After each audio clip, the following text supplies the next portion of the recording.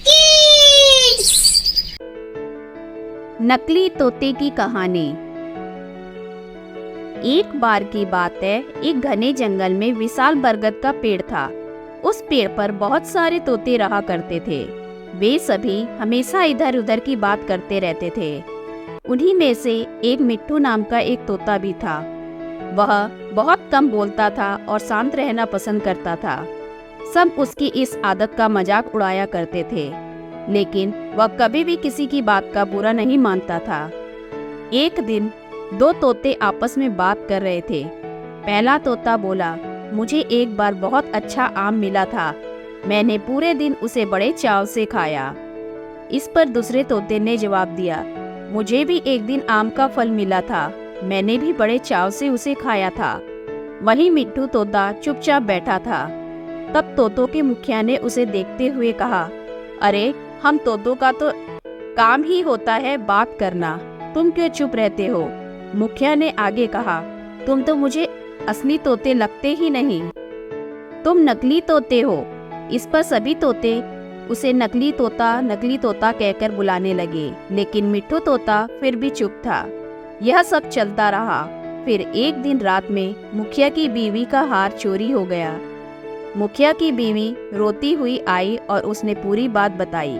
मुखिया की बीवी ने कहा, किसी ने मेरा हार चोरी कर लिया है और वो हमारी ही झुंड में से एक है। यह सुनकर मुखिया ने तुरंत सभा बुलाई। सभी तोते तुरंत सभा के लिए इकट्ठा हो गए। मुखिया ने कहा, मेरी बीवी का हार चोरी हो गया है और मेरी बीवी ने उस चोर को भागते हुए भी देखा है। वह चोर आप लोगों में से ही कोई एक है। यह सुनकर सभी हैरान हो गए। मुखिया ने फिर आगे कहा कि उसने अपने मुंह को कपड़े से ढककर रखा हुआ था, लेकिन उसकी चोंच बाहर दिख रही थी। उसकी चोंच लाल रंग की थी। अब पूरे झुंड की निगाह मिट्ठू तोते और हीरू नाम के एक दूसरे तोते पर थी, क्योंकि झुंड में केवल इन्हीं दोनों की चोंच लाल रंग की थी। यह सुनकर सभी मुखिया से चोर का पता लगाने के लिए बोलने लगे, लेकिन मुखिया ने सोचा कि ये दोनों मेरे अपने हैं, मैं कैसे इनसे पूछ सकता हूँ कि तुम चोर हो क्या। इसलिए मुखिया ने एक कौवे को इसके पता लगाने के लिए मदद ली। असली चोर को पता लगाने के लिए कौवे को बुलाया गया और बोला कि तुम पता लगाओ। कौवे ने लाल चोंच वाले हीरू और मिट्ठू तोते को सामने बुलाया। कौवे ने दोनों तोते से पूछा, दोनों चोरी के समय कहाँ थे? इस पर हीरू तोता जोर जोर से बोलने लगा, मैं उस दिन बहुत थक गया था, इसलिए खाना खाकर मैं उस समय रात जल्दी सोने के लिए चला गया था। वहीं मिट्ठू तोते ने बहुत धीमी आवाज में जवाब दिया। उसने कहा, मैं उस रात सो रहा था। इस बात को सुनकर कौवे ने फिर पूछा, तुम दोनों अपनी बात साबित करने के लिए क्या कर सकते हो? इस पर हीरू तोता फिर बड़ी तेज आवाज में बोला, मैं उस रात सो रहा था, मेरे बारे में सब जानते हैं। ये चोरी मिट्ठू ने ही की होगी, इसलिए वह इतना शांत होकर खड़ा है। मिट्ठू तोता चुपचाप खड़ा हुआ था। सभा में मौजूद सभी तोते चुपचाप यह सब देख रहे थे। मिट्ठू तोता फिर धीमी आवाज में बोला, मैंने यह चोरी नहीं की है। इस बात को सुनकर कौवा मुस्कुराकर बोला कि चोर का पता लग गया है।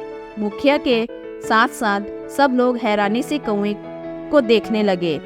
कौवे ने बताया कि चोरी हीरू तोते ने की है। इस पर मुखिया ने पूछा, आप यह कैसे कह सकते हैं? कौवे ने मुस्कुराकर कहा, हीरू तोता जोर जोर से बोलकर अपने झूठ को सच साबित करने में लगा था, जबकि मिट्ठू तोता जानता है कि वह सच बोल रहा है, इसलिए वह अपनी बात आराम से कह रहा था। कौवे ने आगे कहा, वैसे भी हीरू तोता बहुत बोलता है, उसकी बात पर भरोसा नहीं किया जा सकता है।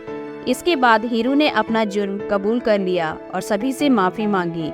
यह सुनकर सभी तोते हीरू तोते को कड़ी सजा की बात कहने लगी, लेकिन मिट्ठू तोते ने कहा, मुखिया जी, हीरू तोते ने अपनी गलती मान ली है। उसने सबके सामने माफी भी मांग ली है। उससे पहली बार यह गलती हुई है, इसलिए उसे माफ किया जा सकता है। यह बात सुनने के बाद मुखिया ने हीरू तोते को माफ कर दिया। शिक्षा, कभी कभी ज्यादा बोलकर हम अपनी अहमियत खो देते हैं, इसलिए जरूरत के समय ही बोलना चाहिए।